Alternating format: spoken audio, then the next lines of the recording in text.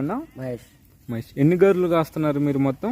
ఇది మొత్తం 400 ఉంటాయి అన్న. 400 ఉంటాయి. మామూలుగా సుమారు ఒక్కో గొర్రె వచ్చి ఒక 10,000 నుంచి 5,000 అట్లా ఉండిద్ది అన్న. 10,000 అవతలకి కానీ 5,000 ఇస్తున్నాం. 10,000 అవతలకే. అదే సంవత్సరం మొత్తం ఇట్నే చేస్తూ ఉంటారు కదా? నేను గత 3-4 ఏళ్ళు అన్న కాయబట్టి గొర్రె. 4 ఏళ్ళు. 4 ఏళ్ళు అవుతుంది.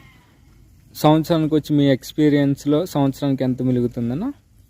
ఎక్స్పీరియన్స్ అంటే ఏం లేదు, మనకు కొంచెం అప్పులు ఉన్నాయి కదా, సొంత మళ్ళీ అనమాట. యాదవ్ మా తల ఇన్ని 50, 60, 70 కాయ తోలుకున్నా. దానితో పాటు నాకు జీతం వస్తుంది. అదేలే. నా సొంతాన్ని ఒక 30 ఉన్నాయి. ఓకే. దానితో పాటు ఒక జీతం వస్తుంది. మా మామూలుగా అయితే ఒక 100-150 ఉంటాయి.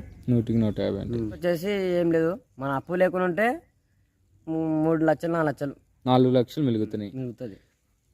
మీలాగా ఇట్లా గొర్రెల్ని కాయాలనుకుంటా పెంచుకోవాలనుకుంటున్నా కొంతమంది రైతులకి మీరేమి చెబుతారు వాళ్ళకి?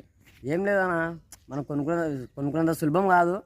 కొనుక్కున్నా కానీ దానికాడ ఉండాలా, దానికి సూదులు, ఇంజక్షన్లు, మాత్రలు అనేది తిప్పలు పడుతున్నా. మనం ఒకటి పోయినా కూడా బాధపడకూడదు. ఒకటి పోయినా ఒకటి పుడుతుంటుంది, బాధపడకూడదు. ఎట్టయితే కానీ మంచిగా చేసుకుంటే మంచి లాభాలు చూసుకుంటే అంత మంచి లాభం ఉంది దీనిలో. ఇప్పుడు ఇండియా టీవీ లైక్